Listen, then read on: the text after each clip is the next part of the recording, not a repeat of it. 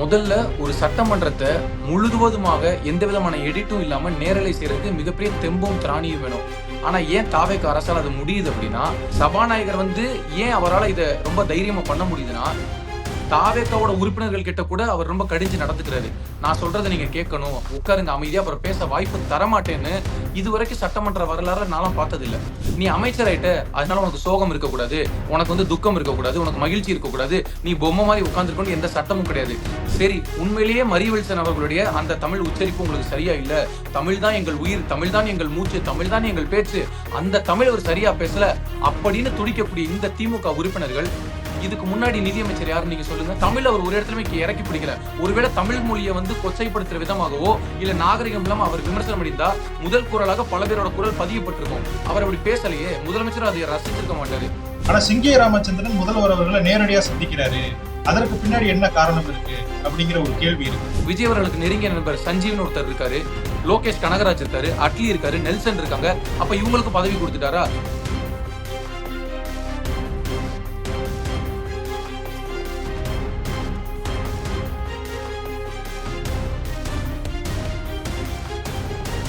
வணக்கம் தென்னவன் மீடியா நண்பர்களே. நம்ம இந்த சேனலை ஆரம்பித்து 7 மாதம் ஆகப்போகுது. உங்களுக்கு எல்லாருக்கும் தெரியும், 7 மாதமாக நம்ம மிக வேகமாக வளர்ச்சி அடைஞ்சு இப்போ 40,000 சப்ஸ்கிரைபர்ஸை ரீச் பண்ணியிருக்கோம். இந்த வளர்ச்சிக்கு நாங்கள் இது வரைக்கும் எந்த நிதி உதவியோ இல்லாட்டி யார்கிட்டையும் போய் ஒரு பண ஆதரவோ நம்ம கேட்டதில்லை, இப்பயும் கேட்க போகிறதில்ல. ஆனால் எங்களுக்கு உங்களுடைய சப்ஸ்கிரிப்ஷன் இன்னும் நிறைய தேவை. இந்த சேனலை சப்ஸ்கிரைப் பண்ணாமல் பார்த்துட்டு இருக்கிற வியூவர்ஸ், நீங்கள் முக்கியமாக சப்ஸ்கிரைப் செஞ்சு மேலும் ஆதரவு தாருங்கன்னு அன்போடு கேட்டுக்கிறேன். வணக்கம். தென்னவன் மீடியா நேயர்கள் அனைவருக்கும் வணக்கம். இன்று நம்முடன் இணைந்திருக்கக்கூடிய சிறப்பு விருந்தினர் தாவேக ஆதரவாளர் திரு மாரியவர். வணக்கம் சார். வணக்கம்.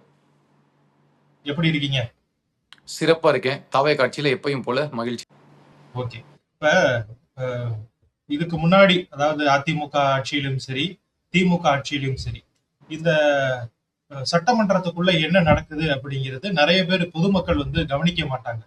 ஒரு சில விஷயங்கள் செய்திகள்ல வரும், அதையுமே பாத்தீங்க அப்படின்னா கூர்ந்து கவனிப்பாங்களா இல்ல கடந்து போயிருவாங்களா அப்படிங்கிறது நமக்கு தெரியாது.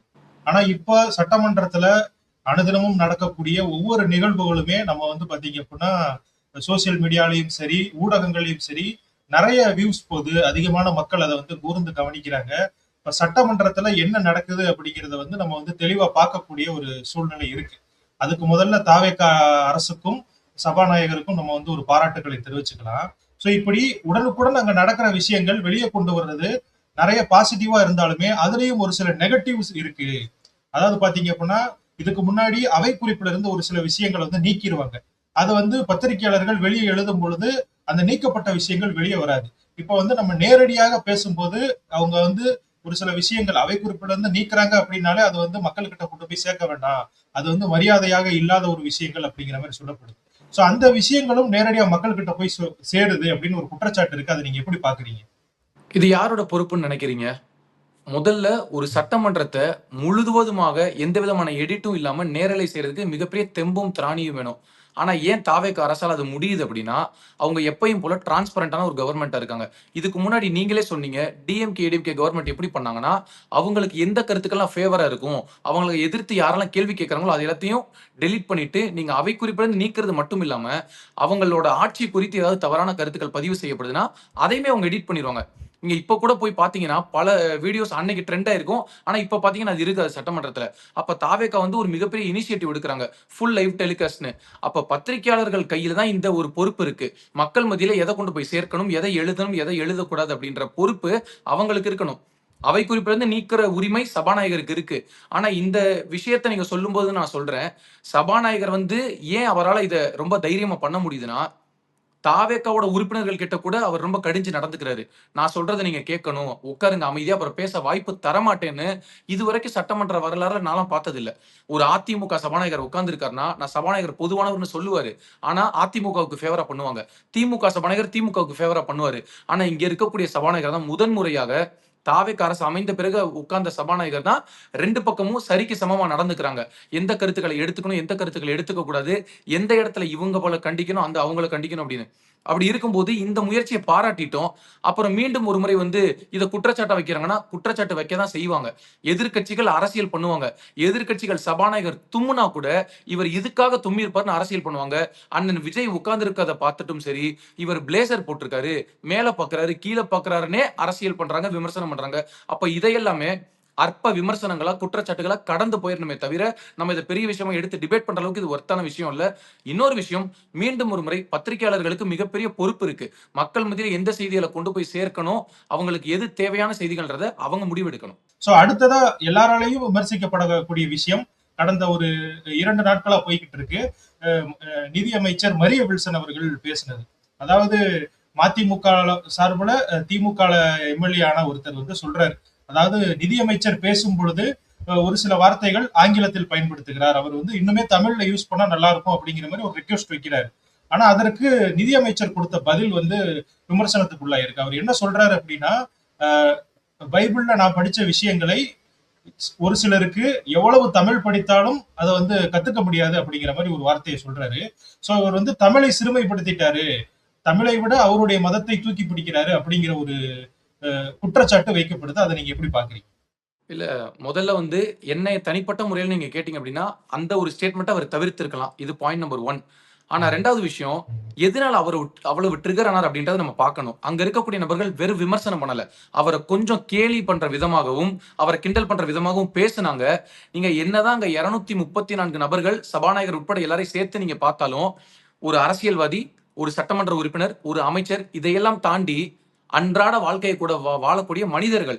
ஒரு மனிதனுக்கு இயல்பான ஒரு கோபம் எல்லாமே உள்ள இருக்கும். கோபம் இருக்கும், அழுகை இருக்கும், சோகம் இருக்கும், துக்கம் இருக்கும், மகிழ்ச்சி இருக்கும்.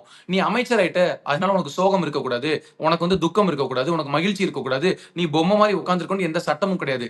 ஏன் இந்த பேச்சு வருது அப்படின்னா, அவர் அந்த வார்த்தையை தவிர்த்திருக்கலாம். ஆனாலும் எதனால அவர் ட்ரிகர் ஆகுறாருன்னா, அவரோட பேச்சு குறித்து, அவரோட உடல் மொழி குறித்து இவங்க ஒரு காட்டமான விமர்சனத்தை வைக்கிறாங்க, கிண்டல் பண்ற விதமா வைக்கிறாங்க.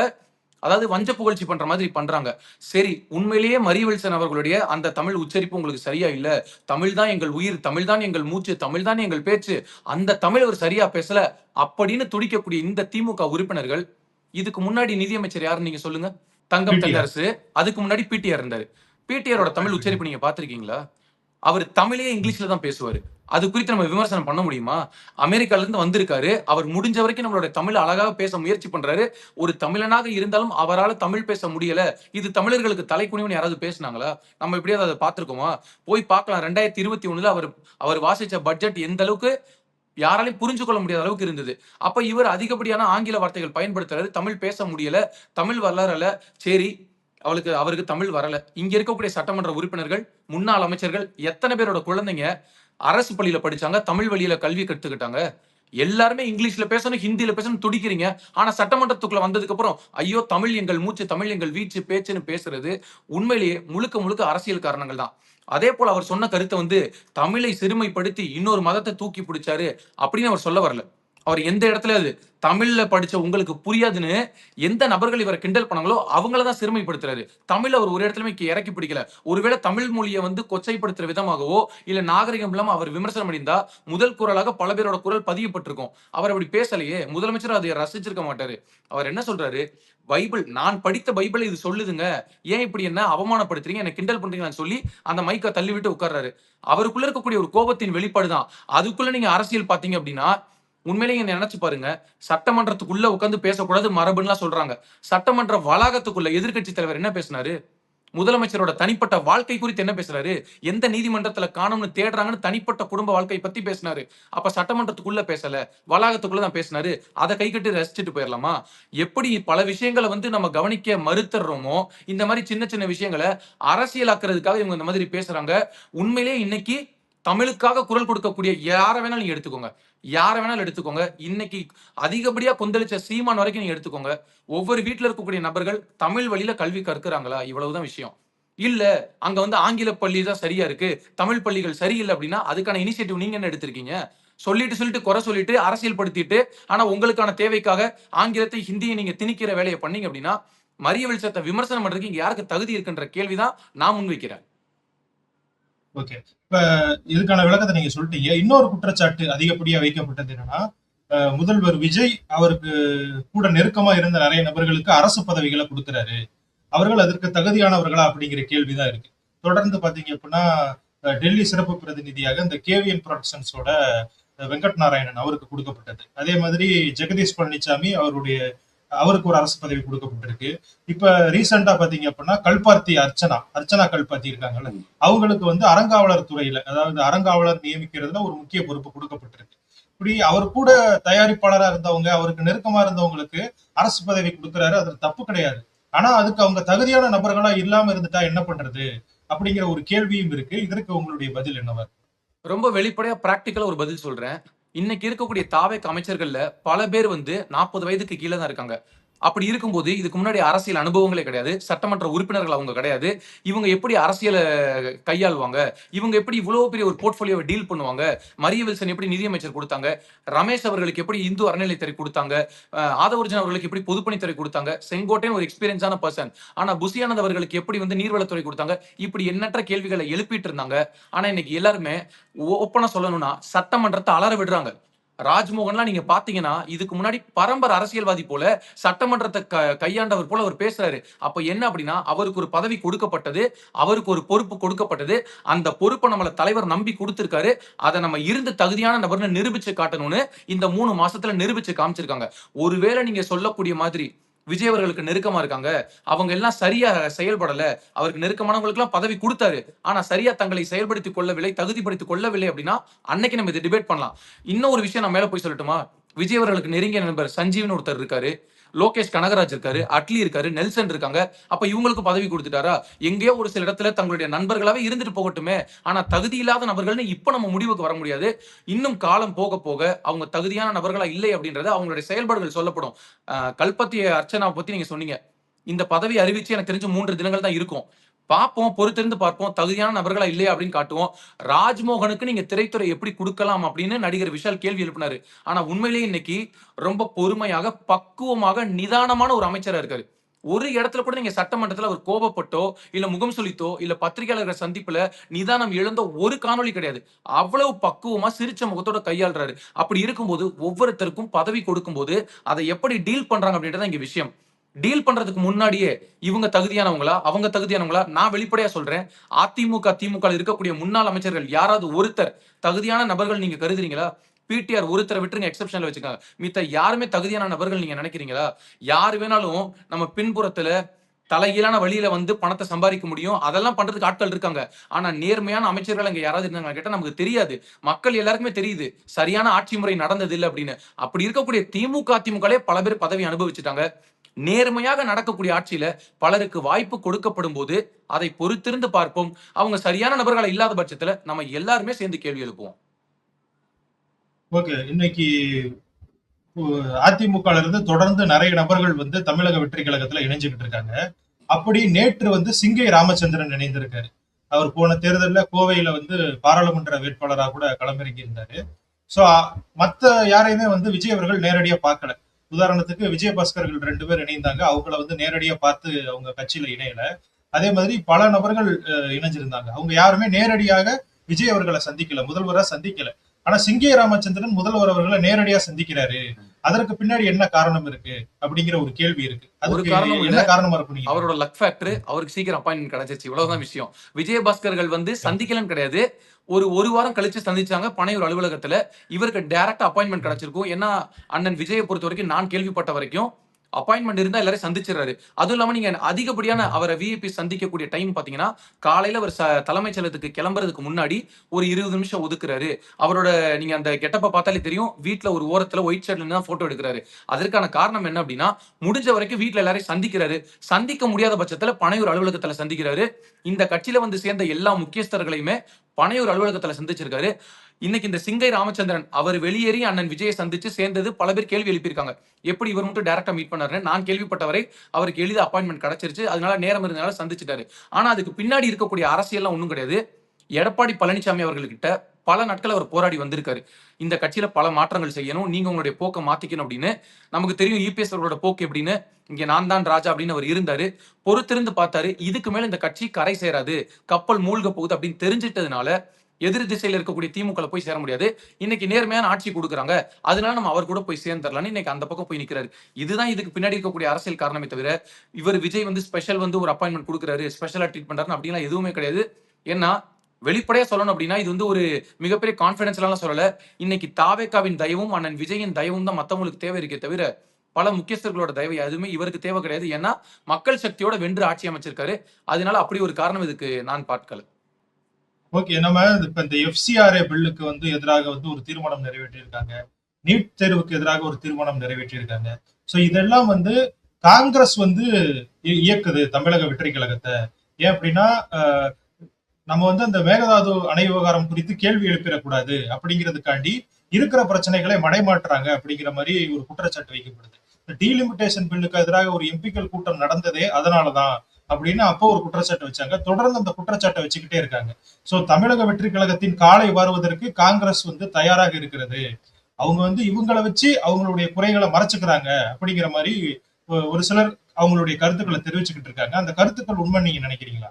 இல்ல இது சுத்தமா இது வந்து ஒவ்வொருத்தருடைய யூகம் தான் நான் நம்புறேன். ஏன் அப்படின்னா நான் உட்பட எல்லாருமே அவர் முதலமைச்சரா பொறுப்பேற்கிற வரைக்கும் அண்ணன் விஜய் அவர்கள் பொறுப்பேற்கிற வரைக்குமே எப்படி கையால எப்படி டீல் பண்ண போறாரு, இதை எப்படி வந்து இவ்வளவு பெரிய பொசிஷன் ஹேண்டில் பண்ண போறாரு நான் உட்பட எல்லாருமே நினைச்சோம். ஆனா உண்மையா சொல்றேன், திமுக அதிமுகவெல்லாம் தூக்கி சாப்பிட்டுட்டார் அவரு.